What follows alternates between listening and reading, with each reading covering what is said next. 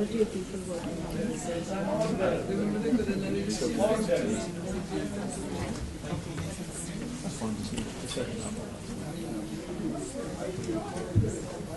It could be combined.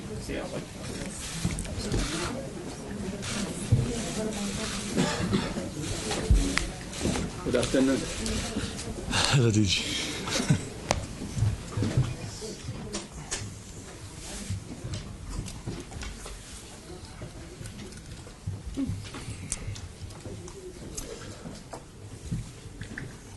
Good afternoon, everyone. Thank you very much for joining for this Friday press briefing on COVID-19. Welcome to all people watching us on WHO Twitter account, journalists who are dialing in through mobile phones.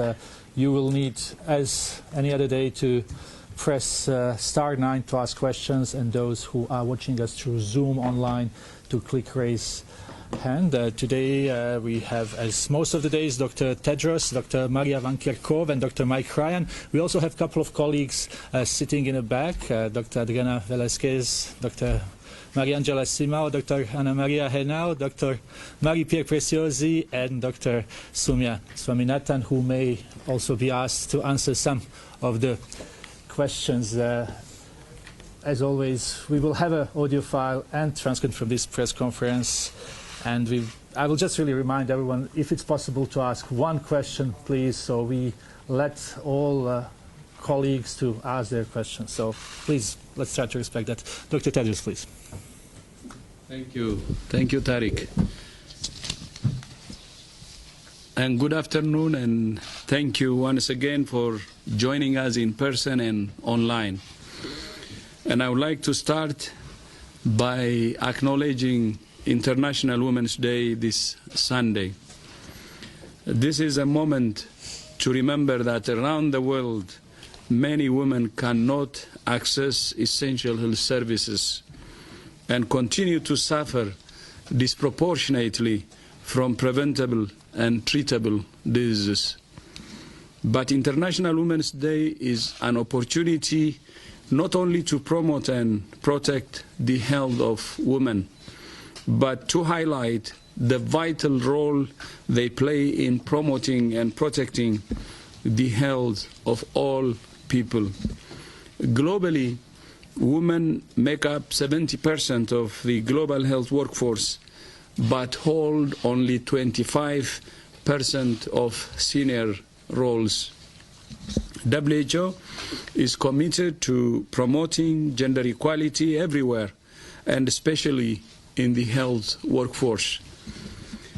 We're proud that we have achieved gender equality in our senior leadership team at WHO headquarters, although we know we still have to work to do in other parts of the organization.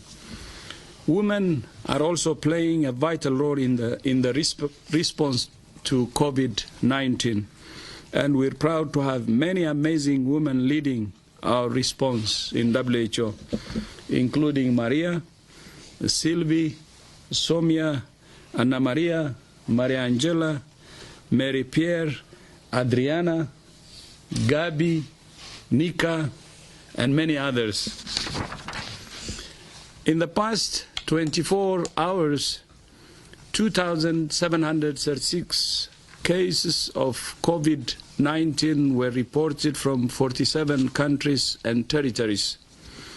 There is now a total of 98,023 reported cases of COVID-19 globally and 3,380 deaths. We are now on the verge of reaching 100,000 confirmed cases. As cases increase, we are continuing to recommend that all countries make containment their highest priority. We continue to call on countries to find, test, isolate, and care for every case and to trace every contact. Slowing down the epidemic saves lives and buys time for preparedness and for research and development. Every day we can slow the epidemic is another day hospitals can prepare themselves for cases. Every day we slow down the epidemic is another day governments can prepare their health workers to detect, test, treat, and care for patients. Every day we slow down the epidemic is another day closer to having vaccines and therapeutics, which can in turn prevent infections and save lives. As you know, last month WHO convened a meeting of more than 400 scientists to identify research priorities. Hundreds of ideas were discussed and debated, and today we're publishing an R&D roadmap which distills those ideas into a core group of priorities in 9 key areas. These include the natural history of the virus, epidemiology, vaccines, diagnostics, therapeutics, clinical management, ethical considerations, social sciences, and more. The R&D roadmap focuses on research that can save lives now, as well as longer-term research priorities for vaccines and therapeutics. It's vital to coordinate research so that different groups around the world complement each other, so WHO can give better advice and countries can take evidence-based decisions that save lives. That's why WHO has developed a set of core protocols that outline standards of how studies should be done and to collect critical data so we can compare apples with apples and pull data from multiple studies. France and South Africa have already indicated they will use these protocols for clinical trials, and we encourage other countries to do the same. We are also developing research protocols to assess interventions for disenfranchised communities such as refugees and internally displaced persons. We're very encouraged by the level of interest around the world in accelerating research as part of the response. So far, WHO has received applications for review and approval of 40 diagnostic tests, 20 vaccines are in development, and many clinical trials of therapeutics are underway. Even as we test therapeutics, we need to ensure that supplies of those medicines are available should they prove effective. WHO has been monitoring the potential risk of a disruption to medicine supplies as a result of the COVID-19 epidemic. China, as you know, is a major producer of active pharmaceutical ingredients and the intermediate products that are used to produce medicines in other countries. WHO has focused on the most essential medicines that are critical for primary health care and emergencies, including antibiotics, painkillers, and treatments for diabetes, hypertension, HIV, tuberculosis, and malaria. WHO is working closely with industry associations, regulators, and other partners to monitor this risk. And so far, we have not identified any imminent specific shortages. Many manufacturers either have alternative sources of ingredients or had stocks to draw on. Manufacturing has now resumed in most places in China, although some challenges remain. Separately, WHO has developed a list of more than 20 essential medical devices that countries need to manage patients, including ventilators and oxygen supply systems. Access to medical oxygen could be the difference between life and death for some patients, but there is already a shortage in many countries which could be exacerbated by this epidemic. WHO has an existing working group with the Gates Foundation, the Clinton Health Access Initiative, and PATH. and we're building on that partnership to increase access to oxygen. We encourage every country to review WHO's disease commodity package for COVID-19 to ensure it has the supplies it needs, including protective equipment and medical devices. All of this requires the involvement of the private sector to ensure countries can access life-saving products. You have heard me talk about the market failure for personal protective equipment. You heard me talk about the need for a whole-of-government approach, and you have heard me talk about what individuals can do to protect themselves and others. We look forward to businesses to step up and play their part. We need you. WHO is working with the World Economic Forum to engage companies around the world, and earlier this week I spoke to more than 200 CEOs about how they can protect their staff and customers, ensure business continuity, and contribute to the response. As I keep saying, we are all in this together, and we all have a role to play. Facts, not fear. Reasons, not rumors. Solidarity, not stigma. I thank you. Thank you very much, Dr. Tedros, for these opening remarks. We will start with the questions here from the room. We'll start with Chan, then Badia, and then we'll have a question here. Yes, we don't use the microphone. If you can just switch it off and talk a little bit louder. So, Chen from Xinhua News Agency. The epicenter of the epidemic is in China. Of course, recently, Fox News post demanded a formal apology from Chinese for the outbreak of coronavirus. What's the comment from WHO toward the remark? Thank you. I'm not aware of the comment, but I think we've said numerous times in previous conferences that diseases can emerge anywhere on the planet and have proven to do so.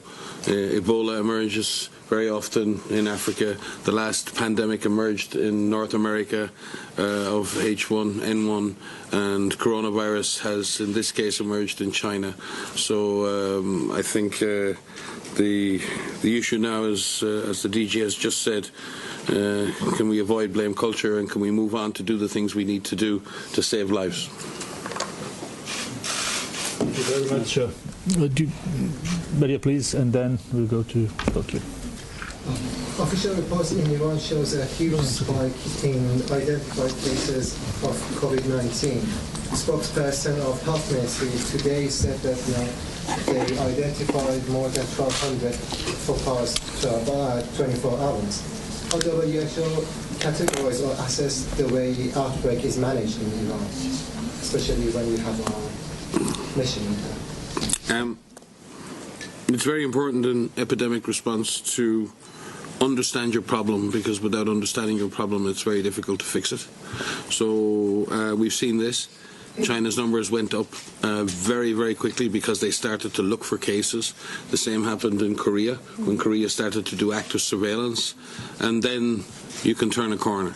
So I think we need to look at these data in terms of, yes, natural epidemiology, but also I think because the Iranian system is switching on, we're seeing a much more all-of-government approach, as the DG called for yesterday.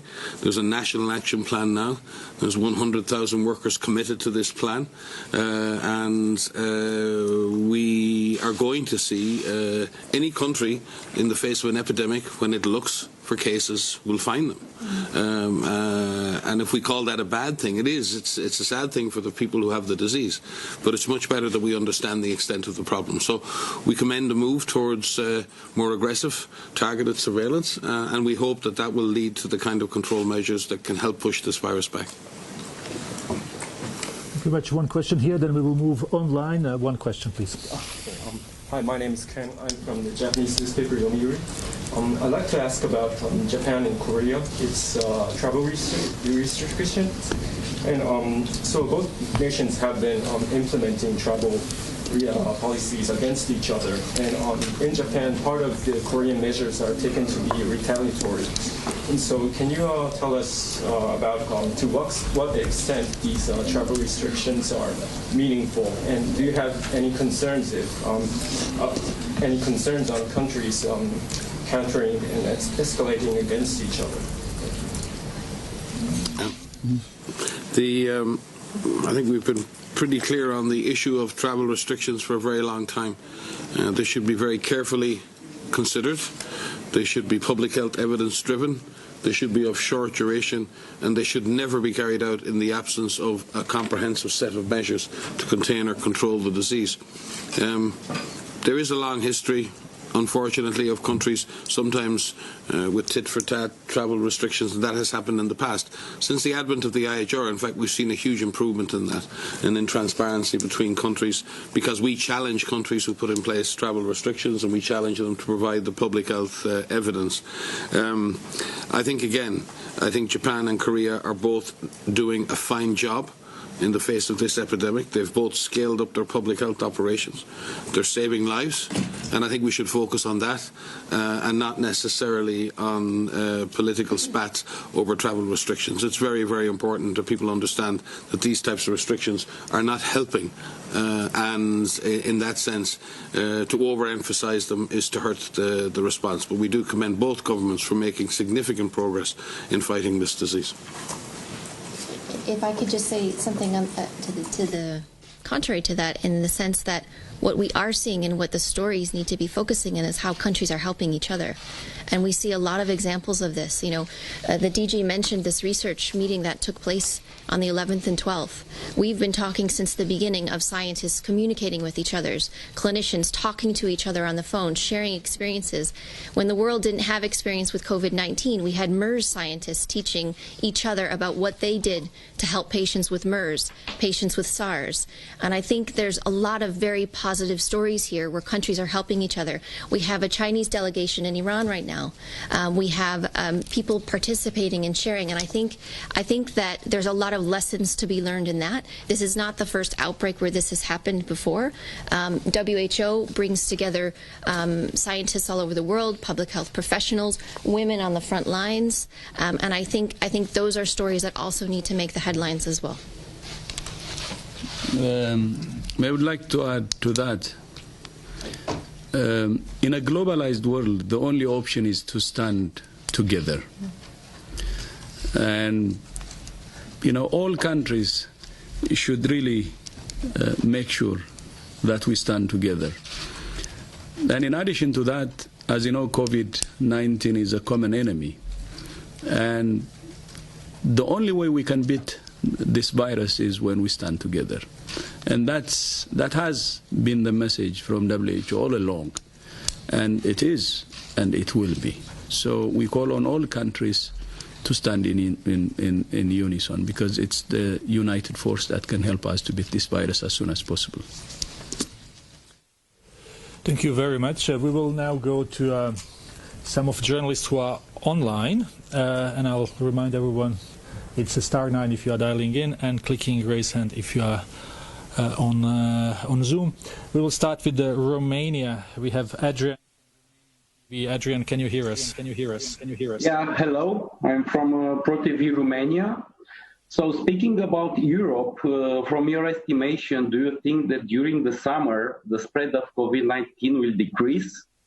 And another thing, I want to know if World Health Organization experts send to all the countries some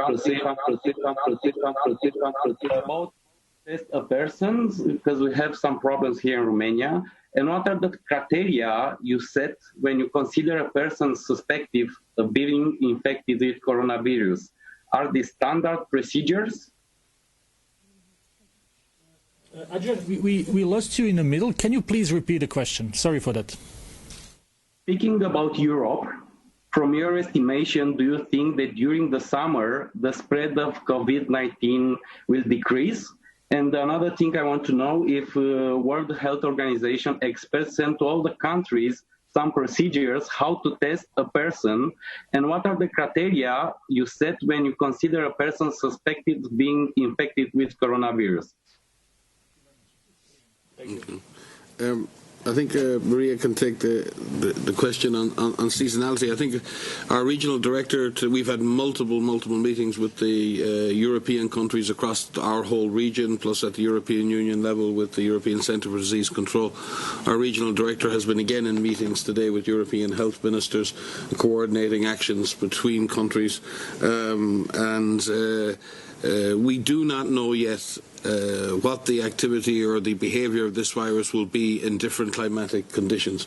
We have to assume that the virus will continue to have the capacity to spread, and it's a false hope to say, yes, it will just disappear in the summertime like influenza virus. We hope it does. That would be a godsend, but we can't make that assumption. And there is no evidence right now to suggest that that will happen. So we need to fight the virus now, not live in hope that the virus may disappear on its own. On the issue of definitions, there are very specific case definitions that have been released and updated on a regular basis by WHO. Maria may want to go into the detail on the criteria. Yeah. So we do publish surveillance guidance on our website, as we do with all of our technical guidance, and we are constantly looking at the evolving situation to update those. Our case definitions are focusing on people of interest, who should be tested, and it's a combination of factors. It has to do with where a person is, where they are living, where they have traveled. It has to do with if they have symptoms or not, and what level of symptoms that they have. So our latest guidance is on the WHO website, and there's a very detailed description of who should be tested. And again, to be clear, when there is a high index of suspicion from a clinician that the clinical syndrome is consistent, the clinician is in a position to request a test. The test is not restrictive. The criteria are not restrictive.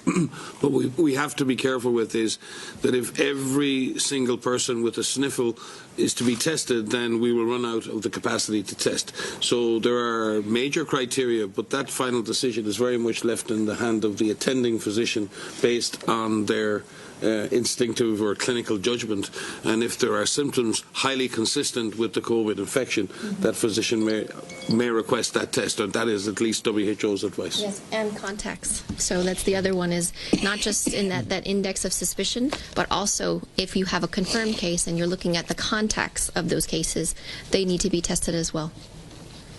Thank you very much. Next question came through message, because there was Steve from Uganda, from MBS TV in Uganda, is asking what measures have been put in place to contain the virus in Uganda. He says Uganda being a poor country. I think Uganda has proven its capacities over the last year and a half. Uganda has invested heavily in its preparedness for Ebola, and imported, unfortunately, Ebola twice from Congo, and contain that disease without any further cases. Uganda has a lot of capacity and history in dealing with severe emerging disease that spread from person to person and require the isolation of cases and the follow-up of contacts. And as the Director General has been saying for years now, this is about preparedness. You prepare for one disease, you prepare for all diseases. Preparing for Ebola gives you capacities against COVID. Preparing for flu gives you capacities against other diseases. And what we hope is that these investments that are being made by countries like Uganda, and that we want to make under the new Emergency Preparedness Division here at WHO, it's really important that we focus on that.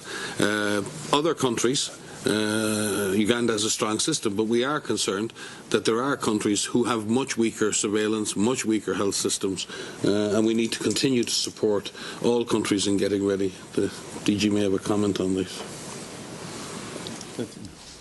Thank you. Thank you very much. So this was answer to question from Steve from Uganda, NBS TV. If Chris is fine, we can go to one more question, or two more questions from online. Elaine Fletcher from Health Policy Watch. Banjo Kaur from Down to Earth, India. Banjo, can you hear us? Yes, I can hear you. Can you hear me? Please go ahead. Go ahead. Go ahead. My question is to Dr. Maria.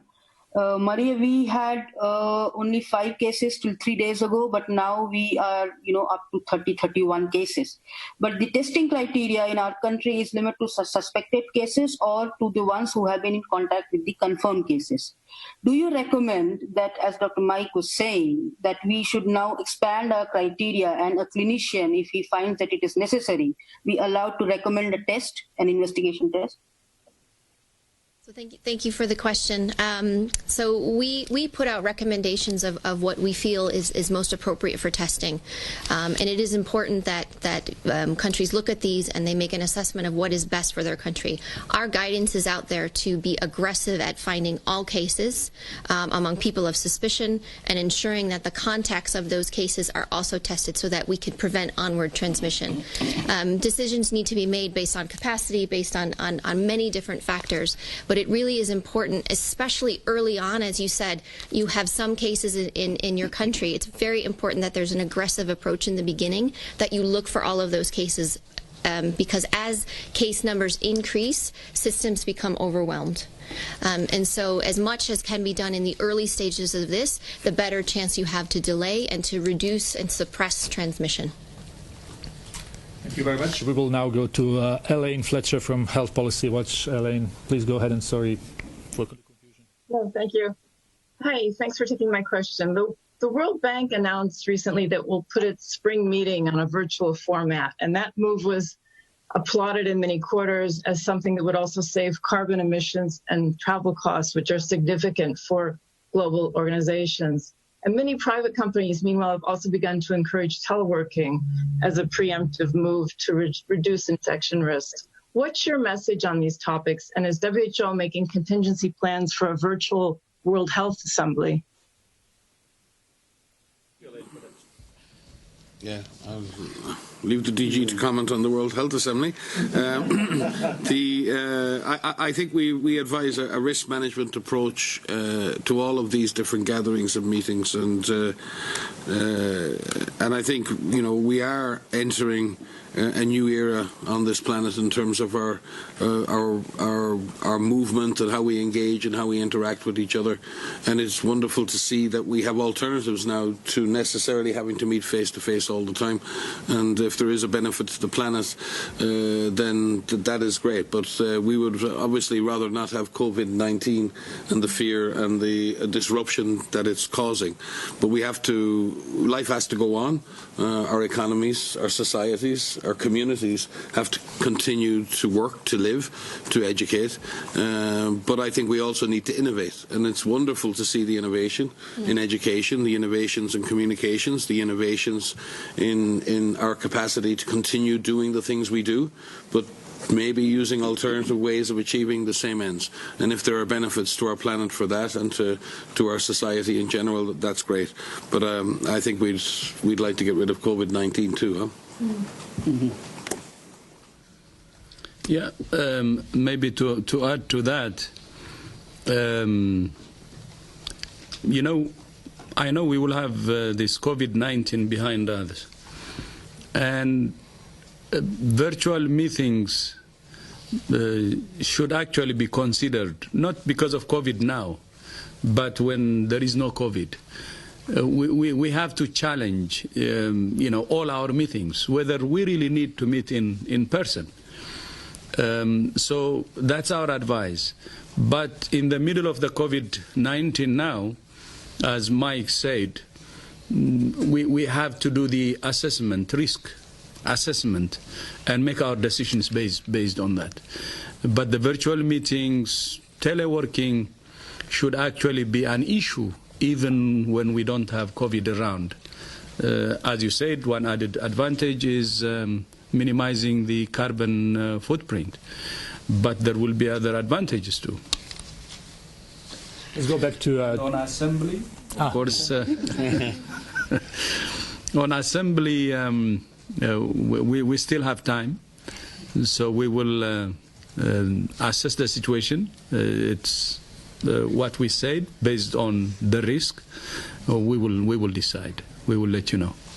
Thank Thank you very much. We will go back here, but we will take one or two from the room because we want to go back to online. You will remember yesterday we had issues and we didn't take questions from our colleagues.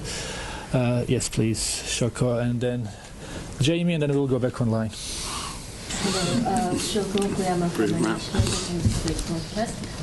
Dr. Tedros, you just mentioned that the number of confirmed cases is now reaching 100,000 and it's spread to 88 countries, areas and territories. Do you consider it as a new phase, or how do you characterize this situation? Thank you. No, I said it yesterday that it's geographically expanding and it's deeply concerning. But at the same time, the most concerning is out of the 88 countries, we're saying more countries affected from the low income with weaker health systems. And that's the most concerning. And we're working with all countries to tailor the response they should take based on their situation. And our focus will be to support countries with weaker health systems. There was a question from Uganda earlier. I fully agree with what our general said. On Uganda, its preparedness level has increased significantly, especially after Ebola in DRC, and we have seen how it has been responding. But still, we will continue to support, especially the countries with weaker health systems, to help them to better respond. That will be our focus. And that's why we had a meeting with all AU ministers a couple of weeks ago to discuss about continental strategy for preparedness and also national strategy for preparedness. Jamie, short question, please. Hi, Jamie, Associate Press. I'd like to go back to behavioral things that people can do, because I think there's still a lot of confusion out there about what people can do. You mentioned, sort of sneezing, coughing, or sneezing with your arm, etc. But what about in terms of their households? I mean, are there things that they can do? Should they be buying bleach? Should they be wiping their faces, touching their faces with Kleenexes? I mean, what kind of things can people do to make themselves live more by greater sanitation to be able to prevent this? I'll start with this, and you may want to supplement. So it's very important that everyone knows that there are many things that they can do to protect themselves and to protect their families against COVID-19 and to protect against any infectious threats. The first is washing your hands. You've heard us say this many times, and it's absolutely critical that people wash their hands. And there's a process for doing so, and using soap and water, or using an alcohol rub. That's the first thing. The second thing is respiratory etiquette. We see many people not practicing respiratory etiquette, and this is really important. This is very simple. You and your family and everyone you know can do this. It's sneezing into your elbow. It's sneezing into a tissue and throwing this into a closed bin and then washing your hands. Making sure that you are well informed. You all know this very well in this room, but this situation is evolving quickly. We're learning new information every single day, and we're trying to communicate that information to you as quickly as possible, making sure that that information is accurate. There's a lot of false information out there. There's a lot of myths that are out there that are not only confusing, but sometimes could be damaging. So that's important. You can get your families ready. You can talk to your children. You can talk to your parents. You can talk to older people. If you have neighbors that don't live with other people, talk to them. Find out what do they need to know. What are their fears? As the DG has said many times, facts, not fears. Let's address these fears and turn this fear into some positive action. You can talk to your employers. You can talk to your government. What are you doing to get ready? How are we getting ready? What's the plan? So there's a lot of things that you can do to get yourselves ready so that you can anticipate what may come. We've said this before, that there is no eventuality here. We are working with governments, with individuals to make sure that everything is done to drive this down, to slow transmission, to stop transmission. So that is possible, and we're seeing that in many countries. But this it all depends on the actions that we take now. The situation could get worse, the situation could get better. We need to prepare for different situations. Thank you very much. Gabriela, you are next to me. Please go ahead. Oh, thank you so much. Thank you very much. No problem. No need. Sorry.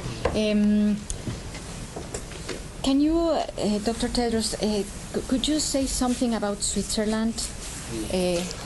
We are here, so if you can talk about this and measures that they have taken, what is your opinion on that? Thank you.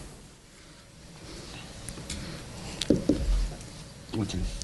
Speak to it. Gabriela likes to ask me, so I say just to answer. Yeah. I have a general here. Yeah. Now, well, first of all, we express our gratitude to the government in Switzerland for their cooperation with us and all of the other UN agencies in terms of our own business continuity planning and other things here. There's a big international community here in Geneva, and we've been working very closely with them on how we deal with business continuity going forward. You can imagine we have our own concerns too, to be able to continue to run our operations in WHO, not only for our normal health programs, but to be able to continue running a global operation here, or a global nerve center. So we thank the Swiss authorities for their continued cooperation. I believe the Swiss authorities are implementing measures that from their pre-plans, preparedness plans, and are engaging very closely with other countries and trying to coordinate activity across many countries. I think that's been the challenge for everyone in Europe right now, is coordinating activities across all of the nations of Europe with such open borders, and many having slightly different policies regarding mass gatherings, slightly different criteria regarding testing, and I think that's caused a lot of people to question why there isn't one standard approach in every country, but that's impossible to achieve. What we need, each country is making its own risk assessments based on the risks it perceives, its openness, its exposure, and its own vulnerabilities, and we continue to say this, and what we will do is always, when asked, and sometimes even when not asked, offer advice to countries regarding the approaches they're taking to risk management. So I don't have any specific comments to make on the Swiss response, unless there's some specific issue you have a concern with, because it's a good public health system responding to the issues that it faces. Thank you very much. Let's try to take a couple of more questions from online to make up for yesterday. Marianne Benitez from Hong Kong. Marianne, can you hear us? Yeah. Can you hear me? Yeah. Thanks for taking my call. But this afternoon, the University of Hong Kong and their Wuhan counterparts released a study showing that the mortality rate from COVID-19 is much lower than what the WHO has said of 3.4%. They said that and it could be lower. But is mortality rate really important, and what's the implication of that? What does WHO think about studying the mortality rate at this stage when we don't have, there are so many unknowns? I think we understood the question. Yeah. Studying mortality is very important in any infectious disease and any disease, period. And from the beginning, our biggest concerns, our biggest questions were around the transmissibility of this virus and the severity of this virus. We have been up here talking to you about the difficulties in calculating a mortality rate and what that actually means, especially early on in an outbreak. And there are many studies that describe why this is very difficult. So, there could be simple arithmetic, in terms of what we say, but the study that you're referring to is a modeling study, and we work very closely with the University of Hong Kong. They're a collaborating center, a WHO collaborating center, and there are many studies that have tried to estimate what mortality would look like if we consider everyone that may be infected with this virus. You've heard us talk about serosurveys and making sure that there's certain population-based serosurveys that are conducted, and those are critical so that we really understand the extent of infection in the general population. I've mentioned those studies are underway, but it will take some time to get those results. In the meantime, we work with many different modeling groups that helped us to try to use mathematical models estimate what population infection may look like. And so what that study is in fact is a modeling study that's looking and making an estimate of a mortality rate, which I think is about 1% in that study. So we've said before that the true mortality rate, we don't know at this time. What we can say is how many people have died up to this date, but we do look to our partners to estimate mortality. If we take into consideration the estimated number of people that may be infected, the mortality rate will go down. So it will take some time before we actually get a true value, but it is a very important value for us. Any death is significant, and as we've mentioned, the steps that need to be taken to make sure we slow down this virus will save lives. All of the efforts towards containment will save lives. And maybe I could add to that obviously a lot of the speculation, the modelling, and the attempt to understand is, why so few people under 40 have been clinically unwell. Most of the people who are really sick are between the ages of 40 and 90. And therefore, when we look to calculate a case fatality, yes, we could add in a whole bunch of young people and children who may be getting infected and are not getting sick. And that's important, and the overall case fatality will drop. That may not necessarily affect the experience of older people. And remember, within this, if you look at the data from China, based on the numbers reported, the actual case fatality for people in the older age group goes up with age and goes up significantly with the presence of underlying conditions. So the actual age-specific or condition-specific mortality could be much higher than those numbers. So the numbers could be higher for individuals who have underlying conditions. It could be higher for and equally we have an assumption that children are maybe getting infected or having mild infections. I personally have experienced in the past influenza epidemics amongst children with low nutrition, children in compromised refugee type settings, and their mortality can be much higher. They're much more vulnerable, they're living in much more exposed conditions. We've seen what normal respiratory infection can do in refugee camps. And anyone who's worked in a refugee camp knows how devastating viral disease can be in those situations. So while we can make some assumptions and we hope for the best, and I hope fervently that we find that there are millions of people who've been infected asymptomatically and the overall mortality is lower. That's not something we hope for, but we have to look to those, and the DG keeps speaking about this, look to those around you who are most vulnerable. Look to the people who are older, look to people with underlying conditions, look to our refugee populations, look to the undernourished, look to people who may have other long-term infectious conditions. And that's what we need to do in order that we put in place the necessary services to protect and save their lives, and that's the approach. But we do hope over time that as we do the serology, we find that the overall fatality is lower. Thank you very much. Let's try to take two more questions. We have a BuzzFeed. If I'm not wrong, it's Zahra Hijri, but please correct me. Can you hear us? Hi, thank you. Yes, it's Zahra Hijri. And I've been seeing some mixed reporting out of China about whether people can get reinfected versus being released from hospitals prematurely. Can you provide clarity on what is actually known at this point about the potential for reinfection?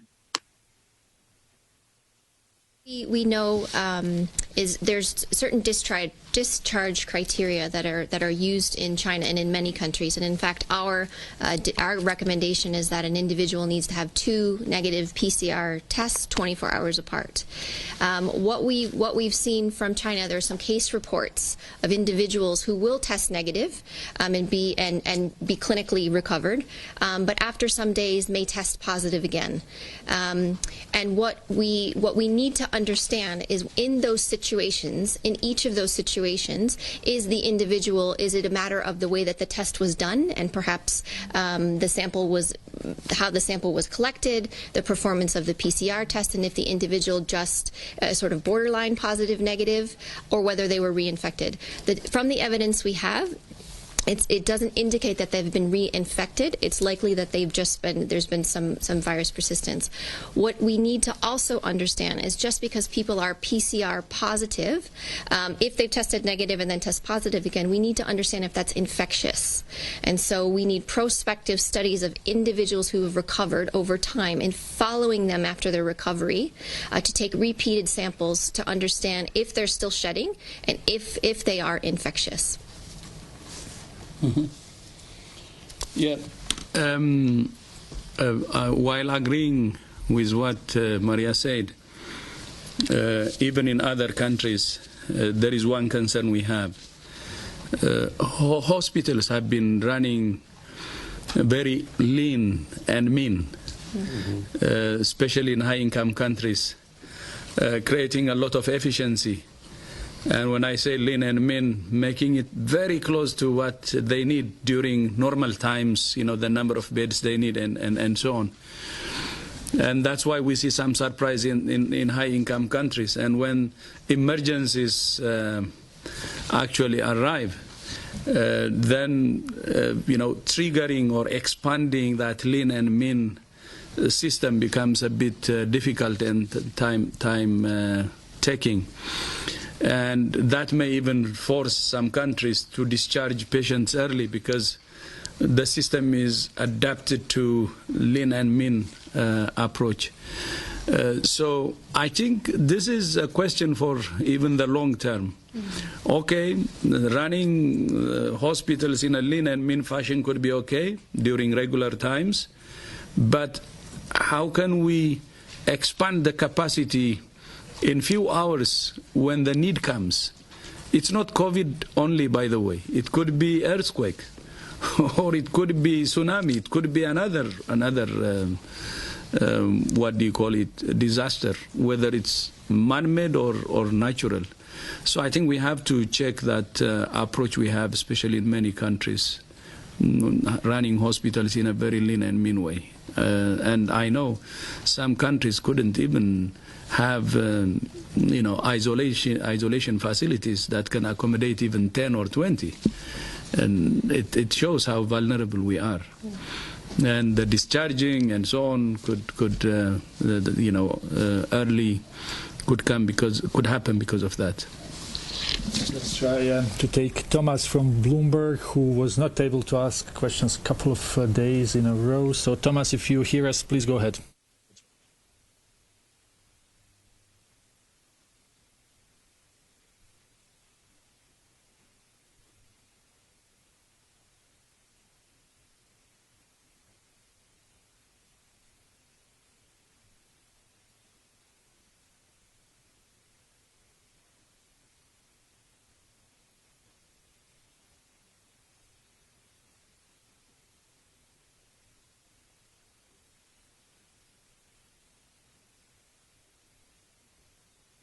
Hi, I think I've been unmuted. I'm not Thomas from Bloomberg. It's Helen Branswell from Stat. Sorry for the delay. Just realized I was unmuted. My question is about the clinical trials in China for the therapeutics. Are you getting any word yet about how those are turning out? Are there any, you know, is there any chance of data soon? I will turn to my colleagues to finish that. So as you know, Helen, there are many clinical trials that are currently underway in China. There are more than 200 registered, you know, on the clinical trials list, and we know that they're actively underway, looking at different therapeutics, looking at traditional Chinese medicine. Anna Maria, do you want to comment on the more detail on that, please? Thank you very much. So yes, we have a very good collaboration with researchers in China. In fact, they even share with us preliminary information as they move forward with the analysis. They are planning to soon start releasing and publishing some of the results. I just want to say that they have done a great work in publications. We have counted that about 180 publications internationally have been released, and the information is available to the public. And and there are other 50 publications in Chinese language that have been made available. What we are engaging with them now is in the translation of this information, in seeing what the numerous trials that were conducted mean in terms of public health, and whether or not we need to adjust our ideas for clinical trials elsewhere, and also how can we learn from the implementation of these trials, because there is a great expertise now in China that we would like to build upon. So yes, we are working with them very closely, and they are very forthcoming and transparent with us. And working, just to supplement, because there's more to be done than just China. We have issued master protocols for clinical trials, for serology studies, for others, and working under the leadership of Anna Maria Marie-Pierre Vazi and our chief scientist, Sumya. We need to bring all of that data together. We're pulling together a data monitoring board, an independent board of experts who will monitor and analyze that data with us, because we need to ensure that all of the available information regarding clinical trials is pulled together so we have the best possible assessment of all of the data. So we commend the researchers for all of the work they're doing independently and with us. We commend those who are willing to work on implementing this more standardized approach, and we believe by doing that we will get to answers more quickly, and the evidence for these products will be much more solid and much more reliable. And we thank all of those around the world at the research level and governments and others for that form of collaboration. It is through this kind of innovation and sharing that we will get the answers more quickly than we would otherwise. We also have to look beyond the issue of efficacy. Having an effective drug, and we hope these are effective, we also have to ensure that those who most need those drugs get them. And that is not the same as drug efficacy. We have to absolutely focus now on equity and access. We cannot have a situation where people who need the drug don't get it and people who don't need the drug do. We must find ways to ensure we can scale up production of any drugs that prove effective, and we can ensure those drugs are distributed on the basis of need and the basis of benefit. And WHO is already working on mechanisms by which we can achieve that, working with our partners both in the north and the south. Thank you very much. This was Anna Maria Henao Restrepo, who is the unit head, research and development blueprint with our emergency program. Let's try Chris one more time. Thomas from Bloomberg before we finish for today. Thomas, can you hear us? Thomas, can you hear us? Thomas, can you hear us? Thomas, can you hear?